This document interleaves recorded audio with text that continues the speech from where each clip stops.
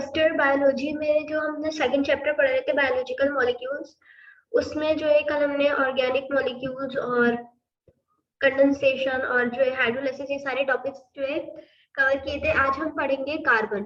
ठीक है, तो जब भी ऑर्गेनिक मॉलिक्यूल की बात करते हैं तो ऑर्गेनिक मॉलिक्यूल में क्या होता है, कार्बन जो है कोवलेंटली बाइंड होता है as a basic element hydrogen के साथ।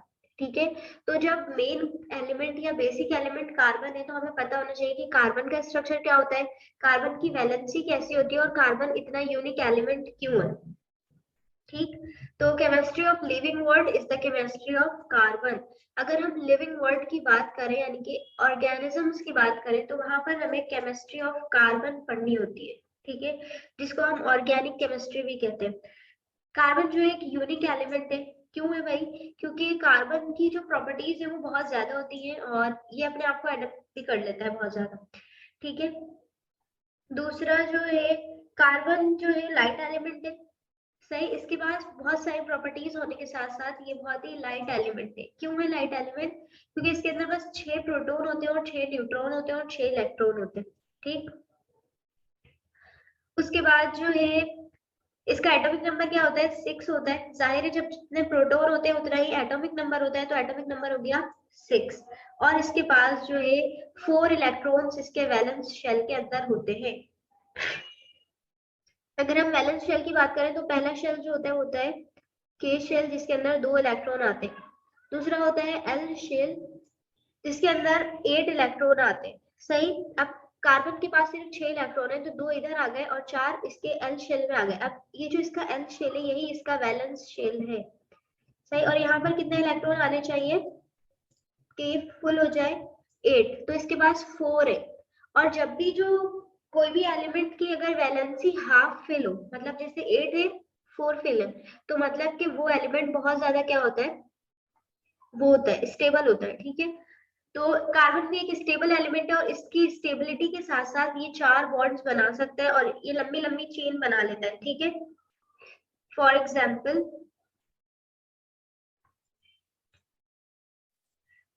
अब जैसे एक कार्बन है, वो क्या कर सकता है, 4 बॉन्ड बना सकता है। सही, तो एक कार्बन ने एक हाइड्रोजन के साथ बना लिया, एक हाइड्रोजन के साथ, एक हाइड्रोजन के साथ, और ये वाला बॉन्ड इसने हाइड्रोजन की बजाय कार्बन से बना लिया, तो अब ये कार्बन भी क्या 3 बॉन्ड बना सकता है। और फिर यही वाला कार्बन दूसरे के साथ बना ले तो ये एक लंबी चेन बन जाती है।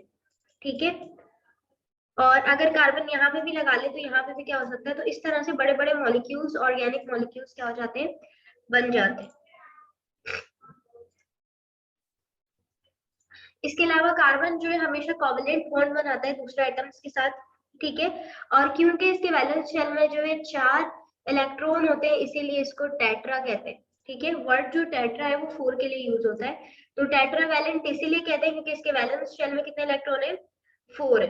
ठीक है, फिर हम आते हैं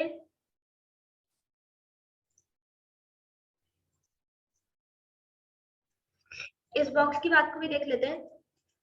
Losing, gaining and sharing electron between the atoms result in force is called chemical bonds. ये हमने पहले भी पढ़ा है कि एलिमेंट्स का इलेक्ट्रॉन को लूज करना, गेन करना या तो फिर शेयर करना, ये सारे क्या कहलाते हैं, बिटवीन द एटम्स। अगर कोई भी दो एटम्स क्या कर रहे हैं, इलेक्ट्रॉन को या तो शेयर कर रहे हैं या तो फिर उन्होंने दे दिया अपना इलेक्ट्रॉन या तो फिर लॉस कर दिया है, तो या दे दिया या तो फिर ले लिया, तो ये जो होती है ये चीज इसको कहते हैं केमिकल बॉन्ड्स। सही है, केमिकल बॉन्ड्स जब एटम बनाते हैं तो उसके बाद वो किस में कन्वर्ट हो जाते हैं, मॉलिक्यूल्स में। फिर है इस केमिकल बॉन्ड्स की जो है 2 मेजर टाइप्स है, एक होती है आयनिक बॉन्ड और एक होती है कोवलेंट बॉन्ड। तो जो कार्बन है वो कौन से वाले बॉन्ड के थ्रू जो है बाइंड होगा, वो होगा कोवलेंट बॉन्ड से। ठीक है, ये लिखा हुआ inorganic compounds element are held together by covalent bond. और कोवलेंट बॉन्ड जो है बहुत ज्यादा एनर्जी चाहिए होती है कोवलेंट बॉन्ड बनाने के लिए। ठीक है, it requires a huge amount of energy. अब कार्बन का स्ट्रक्चर हम देखेंगे, कार्बन का स्ट्रक्चर हमने देख लिया, अब देखेंगे कि वो किस तरह से बनाता है, बड़े बड़े रिएक्शन, बड़े बड़े जो स्ट्रक्चर बनाते हैं किस तरह से बनाता है। तो carbon can form 4 covalent bonds, 4 covalent bonds carbon बना सकता है, विद अदर कार्बन आइटम्स भी बना सकता है और हाइड्रोजन के साथ भी बना सकता है। तो अब कार्बन का जो स्ट्रक्चर होता है वो लीनियर भी हो सकता है, जैसे बिल्कुल सीधी चेन, और ब्रांच भी हो सकता है। ब्रांच स्ट्रक्चर कहते हैं ये वाले स्ट्रक्चर को, जैसे ये वाले कार्बन ने यहाँ पे हाइड्रोजन के बजाय अगर वो कार्बन निकाल ले तो ये एक अलग से ब्रांच निकल आएगी, सही। और साइक्लिक भी हो सकता है। साइक्लिक मतलब एक कार्बन, दूसरा कार्बन, तीसरा कार्बन, चौथा कार्बन, और मतलब एक कार्बन जो है दूसरे वाले कार्बन से क्या कर ले, बॉन्ड बना ले, पूरी साइकिल बना ले, सही। यहाँ पर कोई भी आखिरी वाला एंड पॉइंट नहीं दिख रहा है, ये पूरी साइकिल बनी हुई है। अगर आप देखें तो इस तरह से स्क्वायर है, और जो हर पॉइंट है वो क्या है, कार्बन है, सही।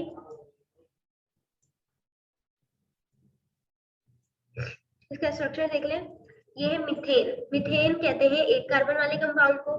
फिर ये है ब्यूटेन, सही। ब्यूटेन कहते हैं 4 कार्बन वाले कंपाउंड को। अब आप इसको भी याद रख लें,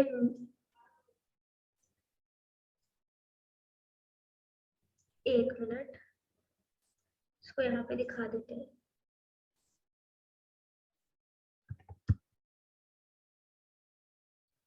सही। तो एक कार्बन वाले को क्या कहते हैं, मिथ। 2 कार्बन वाले को कहते हैं इथ। 3 कार्बन को कहते हैं प्रोप, और 4 कार्बन को क्या कहते हैं, ब्यूट, ठीक है। और बाकी अगर अल्केन फैमिली से, अब अल्केन अल्कीन भी बताते हैं, तो अगर अल्केन फैमिली से होगा तो एन आ जाएगा आगे, इथेन से होगा तो एन आ जाएगा, वो अल्केन फैमिली से होगा तो सबके आगे एन आ जाएगा, और 1 कार्बन होगा तो मिथ एन, 2 कार्बन होंगे तो इथ एन, और 3 कार्बन होंगे तो प्रोप एन, और 4 कार्बन होंगे तो ब्यूट एन। इसी तरह से ये चलता रहता है। जैसे अगर अब यहाँ पे 5 कार्बन है तो क्या आ रहा है, पेंट, और एन का वैसे आ गया। 6 कार्बन है तो हेक्स, फिर एन। 7 कार्बन है तो हेप्ट, और फिर एन। और 8 कार्बन है तो ऑक्ट, और फिर एन। इस तरह से क्या होता है, इसके नाम होते हैं, सही। तो यहाँ पर ये ब्रांच्ड है। यहाँ पर देख लें कि ये कार्बन की क्या आ रही थी, सीरीज आ रही थी, सही।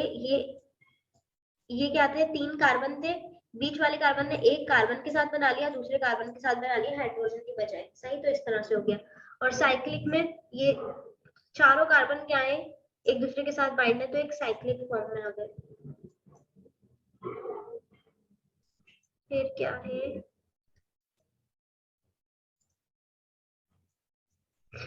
carbon can linked with other carbon by a single covalent bond or show above it can double or triple bond। तो कार्बन जो है दूसरे कार्बन के साथ सिंगल बॉन्ड भी बना सकता है, डबल भी बना सकता है, और ट्रिपल भी बना सकता है। तो जैसे अगर अभी आपने ऊपर देखा, तो यहाँ पर एक कार्बन दूसरे कार्बन के साथ सिंगल बॉन्ड से बाइंड था, ठीक है। तो हम जो सिंगल बॉन्ड कार्बन होते हैं, मतलब सिंगल बॉन्ड से बाइंड होने वाले कार्बन, मतलब कार्बन के स्ट्रक्चर में तमाम बॉन्ड्स कैसे हो, सिंगल, तो हम उसको कहते हैं अल्केन। और अगर कार्बन के स्ट्रक्चर में एक बॉन्ड भी, मतलब ये पूरा स्ट्रक्चर है, एक बॉन्ड भी अगर क्या आ गया, डबल आ गया, तो क्या हो जाएगा, अच्छा ये बॉन्ड डबल आने से जो है ये 2 हाइड्रोजन खत्म हो जाएंगे। क्यों, कार्बन की 4 वैलेंसी होती है, एक बॉन्ड इसके साथ बनाया, एक बॉन्ड इसके साथ बनाया, और 2 ये बने हुए, तो हो गए 4। तो ये वाली चीज हो गई खत्म। ऐसी वाले कार्बन का भी एक इसके साथ बनाया, 2 ये रहे और 2 ये रहे, सही। तो अभी वाला जो स्ट्रक्चर है इसके अंदर एटलीस्ट 1 डबल बॉन्ड आना चाहिए, तो ये कहलाएगा अल्कीन, सही।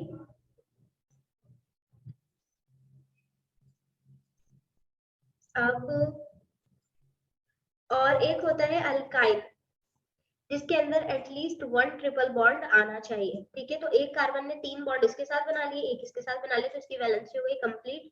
और ये क्या होगा, ये होगा अल्काइल, सही।